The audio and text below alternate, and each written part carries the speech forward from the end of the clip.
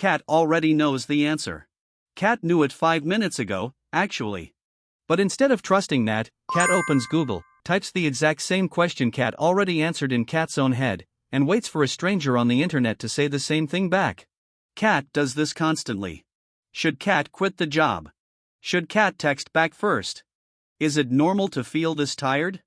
Cat already has an answer sitting quietly in Cat's own head before the search bar even loads. And yet Cat searches anyway, scrolls through 5 different opinions from 5 different strangers, and somehow still doesn't feel done. Why does Cat do this? Why does a brain that already solved the problem refuse to believe its own solution? Part 1. The answer was never the problem. Here's what's actually happening inside Cat's head. Cat isn't confused. Cat isn't missing information. Cat is missing certainty. There's a difference. Confusion means Cat doesn't know. Uncertainty means Cat knows, but doesn't trust that knowing enough to act on it. And Cat's brain treats those two things like they're the exact same emergency. When a decision feels risky, even a small one, Cat's brain does something strange. It starts looking for outside confirmation before it lets Cat move. Not because the outside confirmation is smarter. Because outside confirmation feels safer. If Cat decides alone and Cat is wrong, that's Cat's fault. If Cat decides after checking with someone else, and it goes wrong, at least Cat wasn't the only one who thought so. That's the real trade Cat is making. Cat isn't searching for the right answer.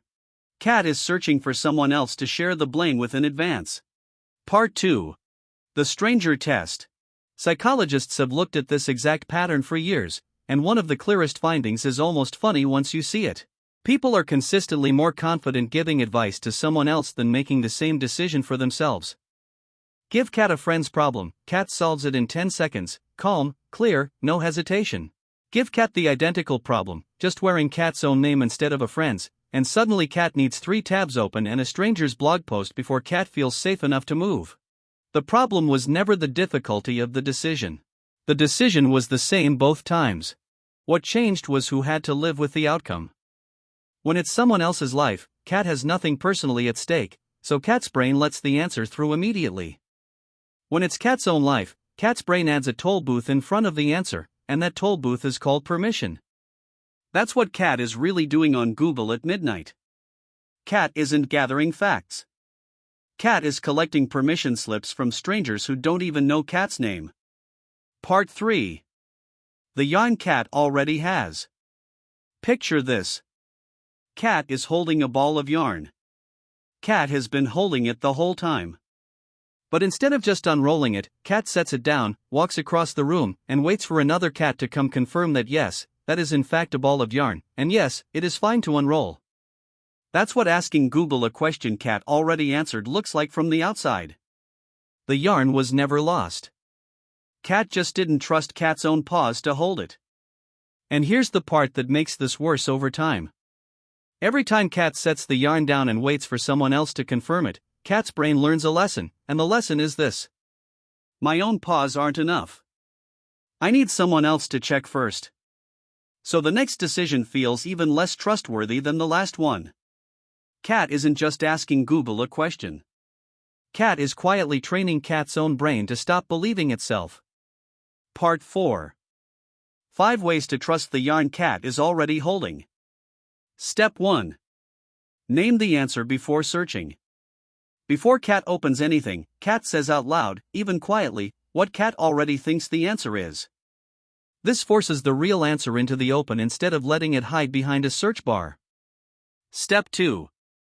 Set a permission timer. If Cat still wants to check after naming the answer, fine, but Cat gives it 60 seconds only. Long enough to glance, not long enough to fall into 5 tabs of strangers' opinions. Step 3. Ask what would change. Before searching, Cat asks, is there any answer out there that would actually change what Cat does? If the honest answer is no, Cat already decided, and the search was never information. It was stalling with extra steps. Step 4. Practice on small stakes first. Cat doesn't start by trusting instinct on the big scary decisions. Cat starts small. What to eat, what to wear, which show to watch. Cat lets those decisions happen without a search bar, and slowly, Cat's brain relearns that its own answers are allowed to stand on their own. Step 5. Let being wrong be allowed. This is the real one underneath all the others. Cat keeps outsourcing decisions because some part of Cat believes being wrong alone is unbearable. It isn't. Being wrong and adjusting is just what deciding looks like sometimes. Cat doesn't need a stranger's permission to be allowed to make a mistake. Cat was never actually confused. Cat was just looking for someone else to hold the risk with. But the yarn was always in Cat's own paws. Cat just has to stop setting it down. So next time Cat catches Cat's own paw reaching for the search bar with an answer already sitting right there in Cat's head, maybe the real question isn't what does Google think? Maybe it's why doesn't Cat trust Cat yet? The cat says thanks. Like this video. Toss him a subscribe. It keeps the yarn rolling.